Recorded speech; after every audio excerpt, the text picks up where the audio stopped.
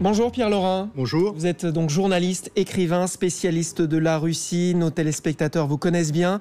Ce n'est pas la première fois qu'un président en exercice reçoit un ancien président. Mais tout de même, ce tête-à-tête Poutine-Sarkozy a une résonance particulière dans ce contexte très particulier. Oui, bien sûr. Pour nous, Français, ça a une résonance particulière puisque Sarkozy est un ancien président et qu'il aspire certainement à le redevenir. Bon. Donc, à la politique internationale s'ajoute la politique intérieure. Mais d'un autre côté, le président Poutine a reçu, il n'y a pas tellement longtemps, pas mal d'hommes politiques français, un ancien Premier ministre, François Fillon, un ancien président de la République, Valéry Giscard d'Estaing, d'autres hommes politiques, et je ne pense pas que ça ait attiré autant l'attention que cette rencontre aujourd'hui, qui se déroule, il est vrai, dans un contexte qui est assez nouveau, avec les opérations militaires russes en Syrie. On va y revenir, mais d'abord, il y a quand même plusieurs lectures. C'est une façon pour Nicolas Sarkozy de montrer qu'il n'est pas seulement un chef de parti, qu'il continue de discuter et de négocier avec les grands de ce monde.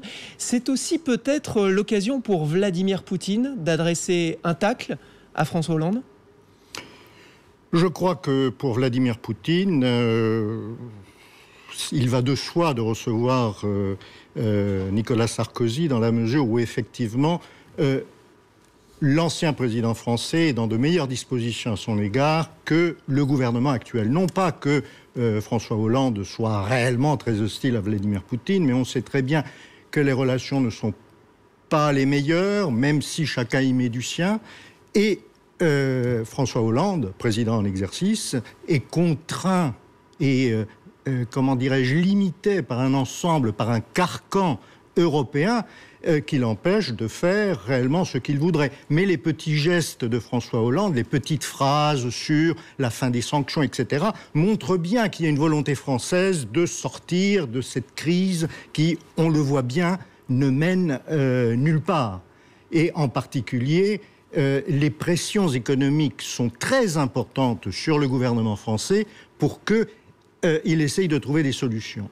Alors la semaine dernière, Vladimir Poutine recevait Bachar el-Assad. C'est une nouvelle preuve que la Russie est devenue incontournable au centre de la scène internationale. Je crois que la Russie a toujours été incontournable d'une certaine manière. C'est le plus grand pays du monde avec 17 millions de kilomètres carrés de superficie. C'est l'un des pays les plus riches en matières premières. Et c'est le seul pays avec les États-Unis qui a la capacité stratégique de détruire la planète. Mais on a tenté de l'écarter, notamment depuis le conflit ukrainien.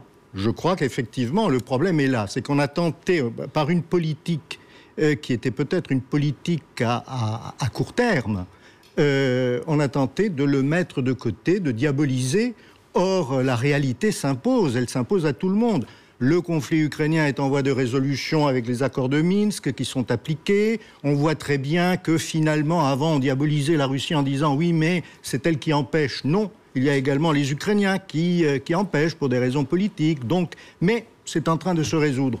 Sur le dossier iranien, la Russie a joué un rôle majeur, bien qu'on l'ait diabolisé pendant toute cette période. Là, sur le conflit syrien, il est évident que la solution se trouve dans la négociation politique. Mais la négociation politique ne peut intervenir que si l'État islamique, le groupe État islamique, est laminé. Or, pour le laminer, aujourd'hui, les seules forces en présence qui peuvent réellement intervenir sur le terrain, c'est l'armée syrienne, légale, et éventuellement un tout petit peu l'armée syrienne libre qui combat ici ou là, les Kurdes.